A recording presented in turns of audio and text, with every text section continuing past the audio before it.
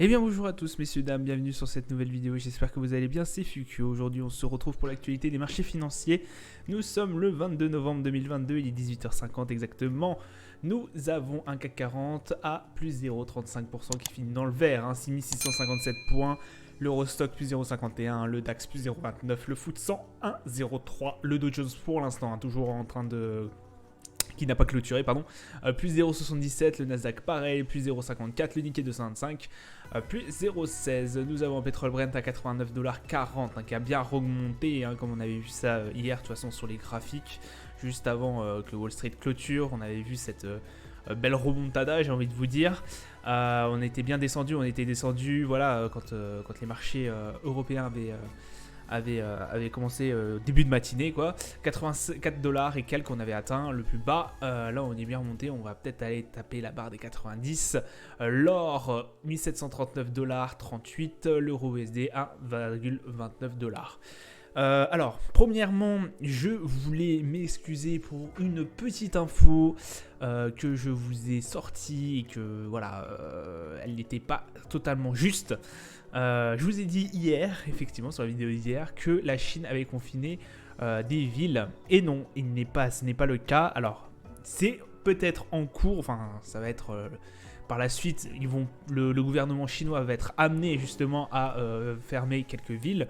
Mais ce n'est pas le cas. Oui, il y a une explosion en ce moment de taux de contamination dû au Covid qui explose en Chine.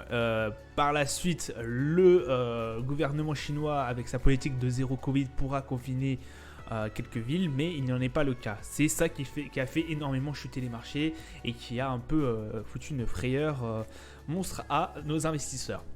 Aujourd'hui, voilà. Aujourd'hui, on a une assez belle hausse. On a le CAC 40 quand même qui, je le souligne, est le plus haut depuis mars. Donc 6657 points, très très belle hausse. Le Dow Jones qui gagne plus de 0,80%, pas mal du tout. Le Nikkei, le Nasdaq, voilà, plus 0,54, c'est énorme aussi. Juste le Bitcoin qui est un peu à la traîne, 16 085. Bon, ça on reviendra pas là-dessus. FTX et autres. Je vous ai décrypté ça dans une hebdo crypto sortie la semaine dernière. Petit aparté, je ne pense pas avoir le temps, en tout cas aujourd'hui, de vous en faire une. Je ne sais pas si dans la semaine j'aurai le temps, peut-être samedi, je serais vraiment désolé. Mais voilà, peut-être samedi j'aurai le temps. C'est assez compliqué déjà pour moi de vous trouver le temps de faire des vidéos quotidiennes. Donc voilà, m'en demandez pas non plus ce que je pourrais en faire. Du coup, Total Energy, oui, aujourd'hui on revient sur le marché traditionnel. 4% qui a Total Energy qui a un peu boosté aussi le CAC 40. Effectivement, avec cette hausse du pétrole. Alors, cette volatilité du pétrole est due notamment, je vous ai oublié de vous le dire hier, à l'Arabie Saoudite qui avait notamment... voilà, on avait entendu des bruits de couloir comme quoi l'Arabie Saoudite pourrait augmenter la production de ses barils. Donc elle a démenti aujourd'hui. Donc c'est ça qui a fait cette volatilité, cette énorme bougie en bas et en haut, voilà, qui a fait énormément bouger les marchés, en tout cas sur le pétrole. Chose que bon voilà, ça dans l'ensemble c'est bien remonté aussi. Il y avait autre chose aussi, il y a l'OCDE, alors je ne sais pas s'ils l'ont éclaté, voilà, pardon. L'OCDE du coup a écarté une récession mondiale en 2023, mais elle attend un fort ralentissement de l'économie mondiale. On attendait 3,1% environ en 2023, on sera a priori autour des 2% et quelques. Donc, bien évidemment, certains prendront cet indice déposé par l'OCDE comment vous dire, comme un avantage, j'ai envie de vous dire. Effectivement, vous pouvez prendre les marchés américains. Voilà, ils savent que s'ils peuvent éviter la récession, justement en ne bourrinant pas sur les taux, de la Fed, ça serait plutôt une bonne idée. Donc si vous voulez, c'est une bonne nouvelle un peu pour certains investisseurs, puisqu'effectivement cela veut dire attention Jérôme, n'appuie pas trop fort non plus sur ces taux directeurs, voilà. Ne comprime pas trop, on pourrait éviter une récession. Chose que justement Jérôme Powell il y a quelques mois s'en foutait complètement. C'est-à-dire que lui, s'il voulait rentrer en récession, enfin, il voulait vraiment taper l'inflation. Quitte à sacrifier une partie de l'économie américaine et de rentrer en récession tout court. Là, cet indice-là, pour certains, ils pourraient se dire, bon voilà, écoute, d'accord, on a compris qu'il y aurait forcément un ralentissement économique, mais ne t'emballe pas trop, Jérôme, on peut quand même éviter la récession si tu n'appuies pas trop fort sur les taux directeurs. Voilà. Donc ça pourrait être vu d'un certain point de vue. Autre chose, je vous rappelle que demain il y a notamment la minute du FOMC et certains pardon, j'ai oublié. Et certains indicateurs, de toute façon on le verra sur le calendrier, qui vont tomber au niveau des US vraiment à regarder de très très près. Voilà, donc 48 villes chinoises soumises à restriction. Voilà, donc c'est aujourd'hui, c'est tombé. Hein, voilà. Et non hier. Hein, je vous avais dit que c'était hier. Non, pas forcément. Donc voilà. Je tenais aussi à m'excuser sur ce petit problème que j'ai fait en début de vidéo hier. Et qu'est-ce qui s'est passé notamment, on a eu au niveau des valeurs, on a Technicolor qui a gagné 15% 38, Vallourec qui reprend un plus 9,58, Vallourec qui avait perdu énormément la semaine dernière, là il a pratiquement tout repris depuis l'annonce de son chiffre d'affaires qui était moins bon que ce qu'on pensait. Donc Vallourec voilà, qui reprend un peu du poil de la bête, j'ai envie de vous dire. Voilà, l'annonce économique, le calendrier d'annonce économique, on a eu pas grand chose aujourd'hui. Discours, bah ouais, on est trop tôt, je suis désolé. Les discours de la fête de Bullard et autres, on n'a pas eu pour l'instant j'ai pas eu pour l'instant du coup d'écho puisque ça ne s'est pas déroulé. Demain, nous aurons du coup la commande de biens durables et les nouvelles maisons, les ventes de maisons. Au niveau des US, 14h30 et 16h. Donc voilà, à suivre d'assez près. Hein. Et on aura aussi la minute du FOMC qui sera à suivre de extrêmement près. 20h. Au niveau du marché. Voilà, on a un beau Nasdaq qui avait tapé la barre des 11 517 plusieurs fois. Hein. On a vu que cette grosse barre a tenu et elle tient toujours. On est remonté du coup à 11 624. D'ailleurs, on fait une belle séance sur le Nasdaq. Le DAX qui lui aussi performe, mais on va dire, voilà, ça reste quand même assez vert.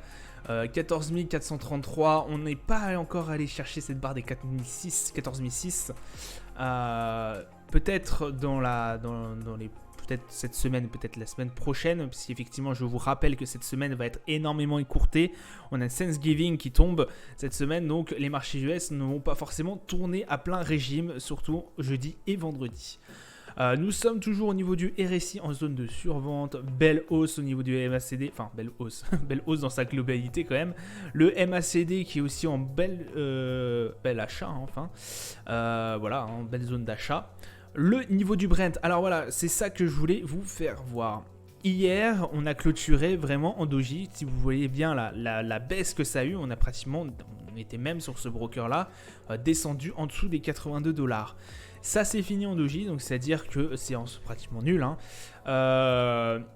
Avec une énorme volatilité. Regardez, cette mèche, elle est énorme. Donc ça s'est fait justement sur le fait que l'Arabie Saoudite on